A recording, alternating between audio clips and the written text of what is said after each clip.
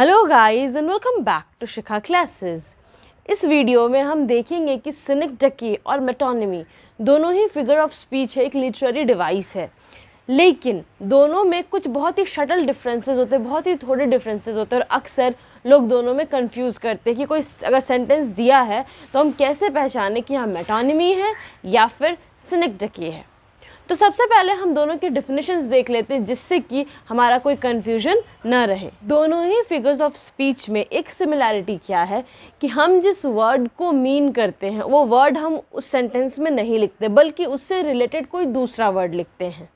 सिनेक्डकी में क्या होता है कि होल और पार्ट का रिलेशन होता है, मतलब कि हम अगर होल को मीन करना चाह रहे तो हम उसके किसी पार्ट का नाम लिखते हैं या फिर पार्ट को मीन करना चाह रहे तो हम होल का नाम लिखते हैं।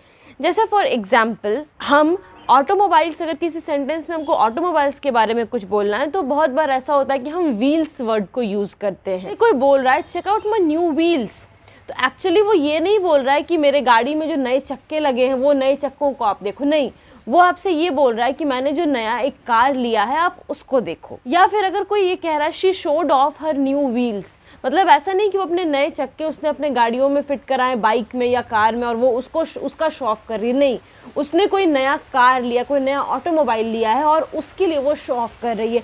ये यहाँ पर इस लाइन में जो व्हील्स वर्ड है उसका ये मीनिंग है। तो व्हील क्या होता है, वो किसी भी ऑटोमोबाइल का एक पार्ट होता है। तो हम जब ऑटोमोबाइल को मीन करना चाह रहे हैं उसके बदले हम व्हील्स वर्ड को यूज़ कर रहे हैं, मतलब उस पूरे चीज़ के पार्ट को यूज़ कर रहे हैं। एंड देयरफॉर हम कह सकते हैं कि इन दोनों ही सेंटेंसेस में हमने सिनेक्डकी को यूज़ किया है। जैसे कि अगर कोई ये बोल रहा है all hands on deck are ready to finish the task, मतलब हाथ अपने से कोई चीज़ थोड़ी है, वो किसी इंसान का हाथ होगा।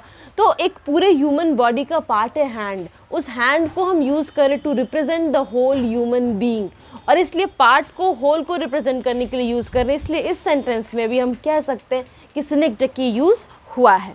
तो ये तीन एग्जाम्पल्स हो गए जिसमें कि होल को रिप्रेजेंट करने के लिए हमने पार्ट, उसके किसी पार्ट का यूज़ किया है सेंटेंस में। तो उसी तरह एक दूसरा एग्जाम्पल देखते हैं जिसमें पार्ट को रिप्रेजेंट करने के लिए पूरे होल का जो टर्म है वो यूज़ करेंगे। जैसे कि जब भी कोई मैच इंडिया जीते या कोई दूसरी कंट्री जीते तो एक्चुअली पूरी कंट्री मैच नहीं जीतती है। कुछ जैसे मान लीजिए क्रिकेट है तो 11 लोगों का एक टीम होता है जो मैच जीतता है, पर हम ये बोलते हैं इंडिया वन द मैच। तो एक्चुअली पूरा देश नहीं खेल रहा था जो जीत गया, वो 11 लोगों की टीम जो थी वो जीती, पर हम होल टर्म को यूज़ करते लाइक इंडिया जैसे यहाँ पर। या फिर दूसरा एग्जाम्पल आप देख लीजिए, जैसे ओलंपिक में मान लीजिए कहीं अनाउंसमेंट होता है the United states one gold medal, तो एक्चुअली वो पूरा देश गोल्ड मेडल नहीं जीत रहा है। व्हाट दे मीन इज़ कि वो स्पेसिफिक टीम जो है उसको गोल्ड मेडल मिला है, उसने गोल्ड मेडल जीता है। तो ये भी एग्जाम्पल जो होगा वो सिनेक्डकी का होगा। अब हम मेटोनिमी की तरफ मूव करते हैं। मेटोनिमी क्या होता है? मेटोनिमी में हम जिस वर्ड को मीन करते हैं उससे रिलेटेड, उस चीज़ से रिलेटेड कोई दूसरा वर्ड, कोई दूसरी चीज़ का नाम मेंशन करते हैं। जैसे कि क्राउन को अक्सर यूज़ किया जाता है किंग को मेंशन करने के लिए, किंग के पावर, उसके रॉयल्टी, इन चीज़ों को मेंशन करने के लिए यूज़ करते हैं। फॉर एग्जाम्पल एक सेंटेंस आप देख लीजिए, it is the duty of the crown to foster unity within the community, मतलब क्या कि ये क्राउन की ड्यूटी है कि वो पूरे कम्युनिटी के बीच एक एकता बनाकर रखे। तो क्या क्राउन, कोई मुकुट जो चीज़ है उसकी जिम्मेदारी नहीं, वो क्राउन वर्ड, वो मुकुट वर्ड राजा से रिलेटेड है या फिर रानी से रिलेटेड है। तो इसका मतलब क्या कि राजा जो है उसकी ये जिम्मेदारी बनती है, उसकी ये ड्यूटी है कि वो पूरे कम्युनिटी को इकट्ठा करके रखे, यूनाइट करके रखे। तो क्राउन का यहाँ पर सेंस इस तरह हुआ है। तो क्राउन क्या है? वो क्राउन वर्ड को बोलते ही हम उसको रिलेट कर लेते हैं खुद से किंग या क्वीन से, और इस वजह से हम कह सकते हैं कि इस सेंटेंस में मेटोनिमी यूज़ हुआ है।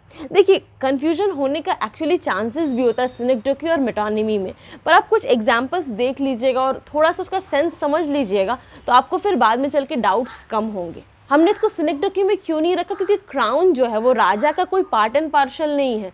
क्राउन एक चीज़ है जो कि राजा के पावर को सिंबलाइज करता है, वो उसके सर पे पहना जाता है, तो इसलिए वो एक चीज़ है जो राजा से रिलेटेड है, वो उसका कोई पार्ट नहीं है। अगर हमको कहीं यूएस प्रेसिडेंट का जिक्र करना है तो अगर उसकी जगह पे हम ओवल ऑफिस या फिर वाइट हाउस बोले तो ये दो वर्ड्स है जो कि यूएस प्रेसिडेंट से रिलेटेड हैं। तो इस वजह से यहाँ पर भी हम कहेंगे कि मेटोनिमी यूज़ हुआ है। अब अगर एक सेंटेंस है जैसे a bunch of suits were in the elevator, elevator means lift, तो यहाँ पे सूट का ये मतलब नहीं है कि सूट, बहुत सारे सूट्स एलिवेटर में रख दिए गए, नहीं, यहाँ पे सूट्स का सेंस है बिजनेस पीपल का, क्योंकि सूट सिंबलाइज करता है एक एलीट क्लास को, एक बिजनेस क्लास को, और इस वजह से अगर यहाँ पे सूट्स यूज़ हुआ इसका मतलब कि बहुत सारे बिजनेस वाले लोग, एलीट क्लास के लोग एलिवेटर पे प्रेजेंट होंगे। मेटोनिमी के एग्जांपल्स देख के आपको ये बात समझ में आ रही होगी कि मेटोनिमी में हम एक ऐसे वर्ड को लिखते हैं जो कि हम जिस वर्ड को मीन कर रहे हैं उससे ये वाला वर्ड रिलेटेड होता है, उसको रिप्रेजेंट करता है। फिर मेटोनिमी में एक तरह के और एग्जांपल्स आते हैं, जैसे कि अगर हम राइटर के किसी वर्क के बारे में बोलने के बदले राइटर का नाम ही यूज़ कर दे रहे हैं तो वो भी मेटोनिमी आएगा। जैसे कि आप एग्जांपल देख लीजिए, अगर हम बोल रहे हैं I love to read Shakespeare, तो हम शेक्सपियर को नहीं पढ़ रहे, what I mean is I love to read the works of Shakespeare. तो इस केस में भी अगर मैं बोलूँ I love to read Shakespeare या फिर I had to read Hemingway for a class, तो इन सभी केसेस में हेमिंगवे जो है वो हम हेमिंगवे मीन नहीं कर रहे। कहने का मतलब क्या है कि हेमिंगवे का कोई लेसन, कोई उनकी कोई क्रिएशन मुझे एक क्लास में पढ़नी पड़ी। तो ऐसे केसेस में जब हम किसी राइटर के, पोएट के वर्क्स के बदले उन्हीं का नाम लेते हैं तो यहाँ पे भी मेटोनिमी यूज़ होता है। तो गाइज होप आपको ये डिफरेंसेस अच्छे से समझ में आ गए हों। अब क्या है कि मेटोनिमी और सिनेक्टोकी दोनों ही ग्रीक ओरिजिन वाले वर्ड्स हैं, मतलब दोनों ही का ओरिजिन ग्रीक वर्ड से हुआ है। अब किन वर्ड से हुआ, उनके क्या मीनिंग है वो आप देख लीजिए। आप चाहो तो इन सब का स्क्रीनशॉट लेकर के रख सकते हो। मैंने दोनों ही टॉपिक्स पे अलग से वीडियो भी बनाया जिसका लिंक डिस्क्रिप्शन में दिया हुआ है, तो अगर आप देखना चाहो तो आप उनको भी देख सकते हो। So guys, see you in the next video with some new topics. Till then keep smiling, have wonderful days. और अगर आपको वीडियो पसंद आया हो, don't forget to hit the like button, share this video with your friends, और अगर आपने channel को सब्सक्राइब नहीं किया है तो सब्सक्राइब कीजिए, बगल के बेल आइकन को प्रेस कीजिए ताकि जैसे ही मैं नया वीडियो डालूँ आपको नोटिफिकेशन मिल जाए। Thanks for watching.